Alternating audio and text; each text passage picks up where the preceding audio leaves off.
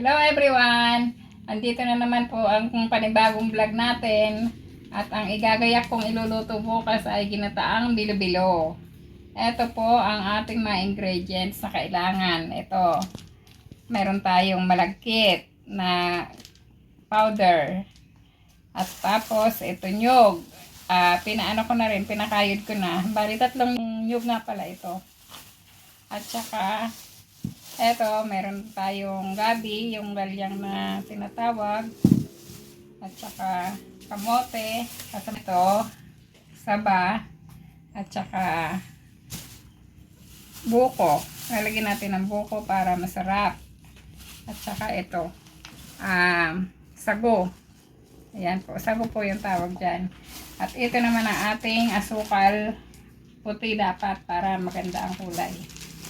At saka pag naluto na natin, dito po natin lalagay. Sa umaga, si Tita Zeni ay gumigising.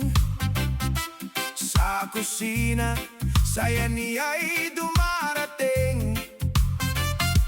Amoy ng luto ni Tita Zeni nakakaakit. Puso ko'y sa kanya na kumakapit. Kapag si Tita Zeni ay gustong mamasyal, bit-bit niya ang Ganyan lang po ang gagawin natin para mag-form siyang bilog mamaya. bawat lakad, mundo'y gumagaan. Kapag si Tita Zeni ang aking kasama. O ayan po, pagka ganito na po yung texture niya, malambot na at pwede na siyang mabilog. Ayan po, okay na siya. Natin, yung bilog niya. Ganyan lang. O. Ulit-ulitin lang po natin yung bilog. Ganyan. Yan. At yan ang ilalagay natin dun sa ating ilulutong kakanin na bilo-bilo. Ayan. Ulit-ulitin lang po natin hanggang sa maubos lahat to. Eto ngayon, magbabalat na ako ng gabi para sa ating lulutuing bilo-bilo. Ayan. Balatan lang natin to. Gabi. Ganyan lang pagbabalat ko at hindi ako marunong ng peeler. Peeler ba yung tawag doon? Peeler. After mahugasan yung gabi, ito na po, hiwa-hiwain na natin ng pa-cubes. Ganyan lang po. Ito naman ang isusunod nating babalatan ngayon, itong kamote. Kamuting baging. Ganyan lang. Tapos mamaya, pag nabalatan natin, huhugasan at hihiwain na din.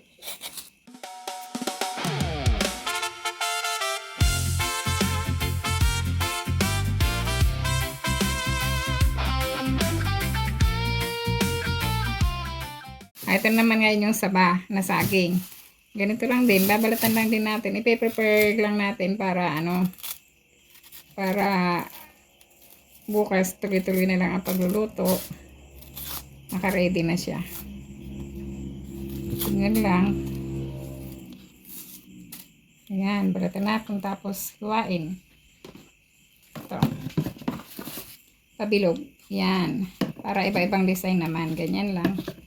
Ayan, ulit-ulitin lang natin hanggang sa maubos yung ating ilalagay na mga sangkap.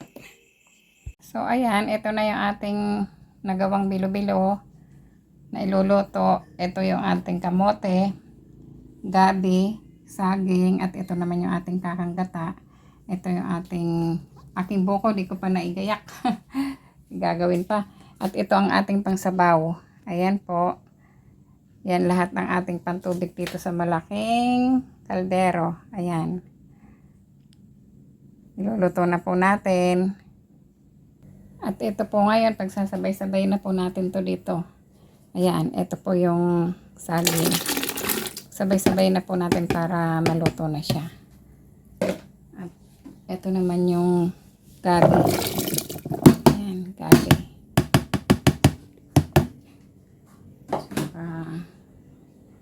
Ito yung kamote.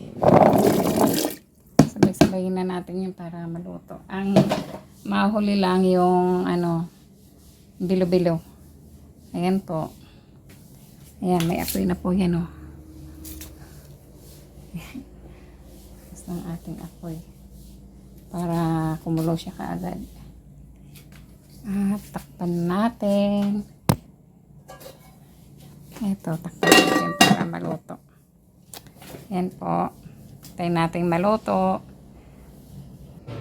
Ito lang pala yung nakuha ko sa isang buko ko. Konti ang laman. Ito ilalagay ko na din dito para maluto na siya. Sabay-sabayin na po natin. Ayan po. Ayan, malapit na siya kumulo. So, ayan, kulong-kulo na tong atin. Mga ingredients dito na kasama sa bilo-bilo. At ito ngayon, ilalagay na natin tong binilog-bilog na glutinous flour. Ayan. Lagay lang natin dyan.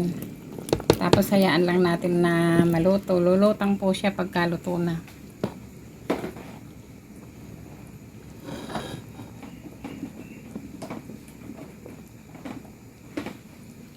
Ayan. Tayo lang natin na lumutang.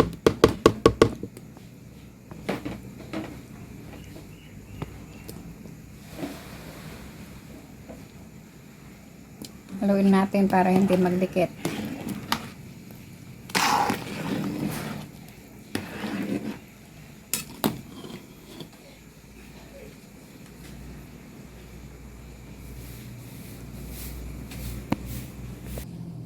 At ito na ngayon yung ating itinirang konting pampalapot na glutinous flour. Ayan.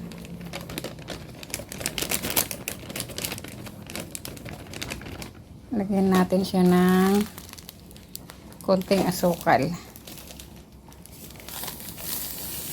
Ayan. At saka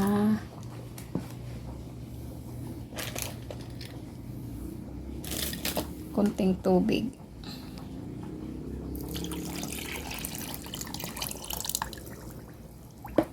Ayan guys.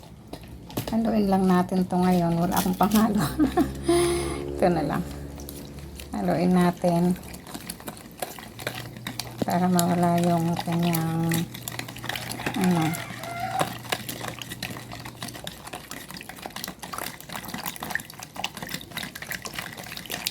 ayan, haluin lang po natin.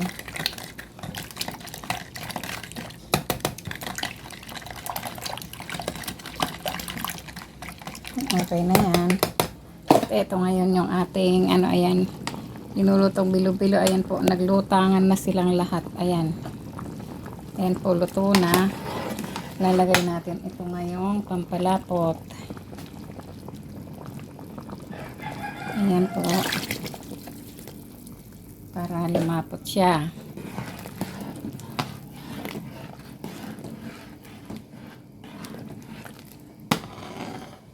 At ilalagay na rin natin itong sago. Ayan, sago.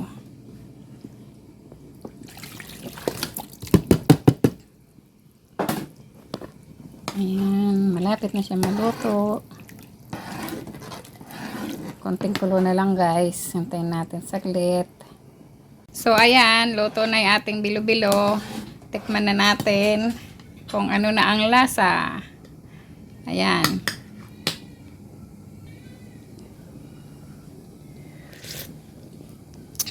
Tamang-tama ang tamis.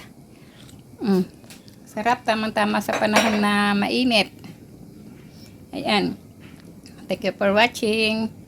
Bye-bye. Sa susunod na video po uli. Pakiabangan natin. Thank you. So, ito na po yung ating bilo-bilo. Malapit na siya maubos. Ayan po. Dito natin siya inalagay sa tab. Malapit na siya maubos. Mga Ngiting natural sa bawat lakad, mundo'y gumagaan kapag si Tita Zeni ang aking